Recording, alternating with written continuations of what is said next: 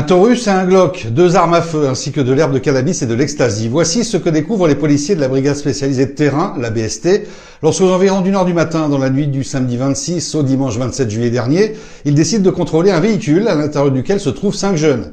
L'équipé réside vers Basse-Terre et explique être venu manger un bout à Pointe-à-Pitre. Au moment du contrôle, l'un d'eux, Aïe Gamblin, fume un joint et tente de se débarrasser de la drogue en sa possession. Jason Amétis et Yanis Samer sont trouvés porteurs de 2 armes de poing. Finalement, ils sont tous les 3 jugés par le tribunal correctionnel pointois. À la barre, ils tentent de se dédouaner vis-à-vis de la détention de ces 2 pistolets automatiques. Nous étions armés pour dissuader les braqueurs. Nous avions de l'or sur nous, déclare l'un d'eux.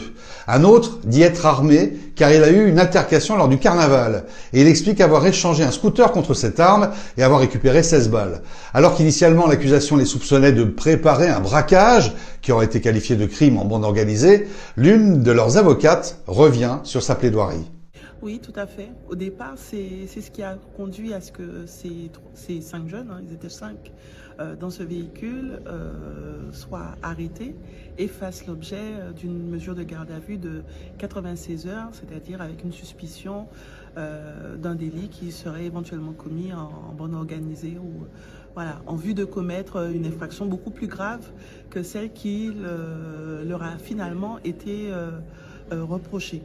Et toutes les avocates que vous êtes, vous avez plaidé autre chose. Alors qu'est-ce que vous avez plaidé? On a plaidé autre chose parce que on a été convaincus par ces jeunes qui présentaient un profil quand même assez atypique. Ce sont des jeunes majeurs qui ont un travail, il y en a même qui ont un travail à durée indéterminée, ils ont un parcours scolaire bien établi, ils sont insérés dans leur famille, pas de profil de délinquance. Il s'avère qu'en fait, on est confronté à ce que notre société guadeloupéenne subit à l'heure actuelle, à savoir ces faits de violence récurrents, ces braquages récurrents, ou ce que j'ai essentiellement mis en avant, où on n'a pas l'impression d'être mis en sécurité et cela passe par ces jeunes qui décident de se faire, de s'armer pour pouvoir se protéger. Vous n'avez pas l'impression quand même qu'à chaque fois qu'on voit des prévenus armés, ils viennent devant ce tribunal et disent c'est pour me défendre. C'est un peu facile quand même comme c'est un peu facile comme explication, mais il faut voir la globalité de l'explication. Il faut voir le profil de ces jeunes, il faut voir le casier de ces jeunes. Et ces jeunes qui ont été jugés aujourd'hui, pour la plupart, ils n'avaient pas de casier judiciaire, ils n'étaient pas connus pour des faits d'armes, et ils sont tous insérés.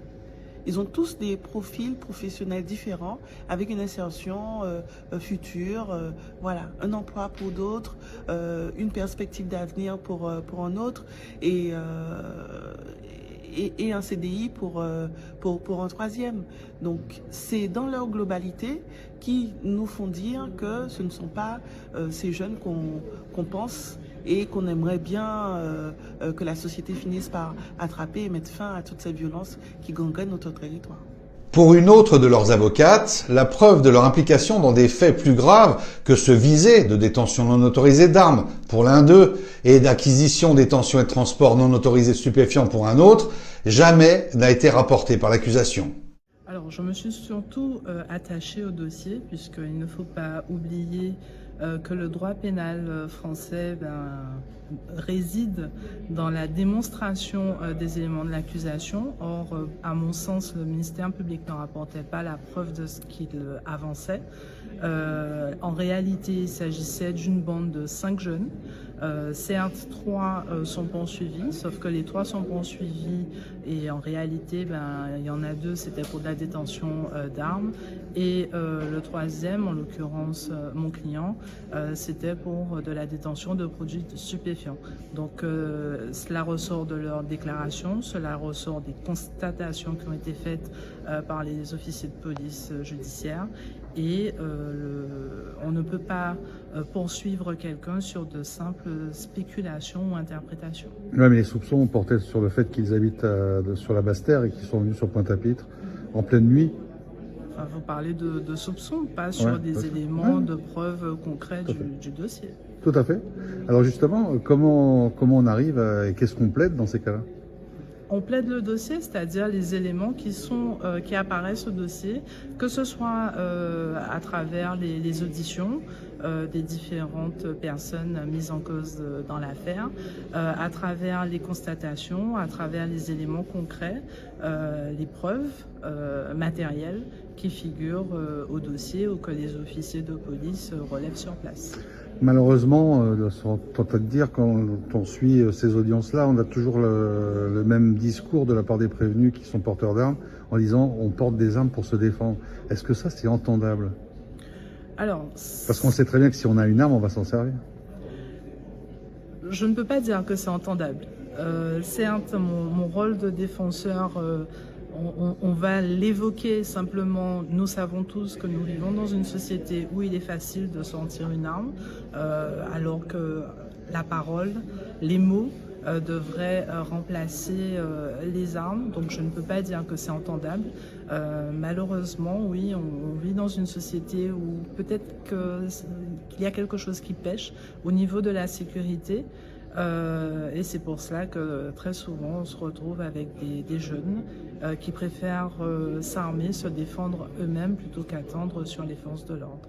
Pour détention non autorisée de stupéfiants, Gamblin écope de 24 mois d'emprisonnement, dont 12 mois avec sursis, soit 1 an ferme, auquel s'ajoute la révocation d'un précédent sursis de 4 mois. Sa mère est condamnée à 24 mois d'emprisonnement, dont 12 mois de sursis simple.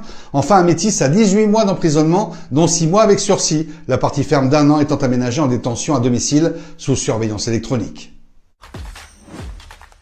Judiciairement parlant, c'est votre point quotidien sur l'actualité judiciaire et celle des faits divers. Richard Garnier vous guide à travers les dernières affaires qui font l'actualité en Guadeloupe. Découvrez les enjeux clés des procès en cours. Restez informés sur les grandes affaires qui font la une des journaux. Retrouvez les interviews des acteurs de la justice, les avocats, les procureurs et même les enquêteurs.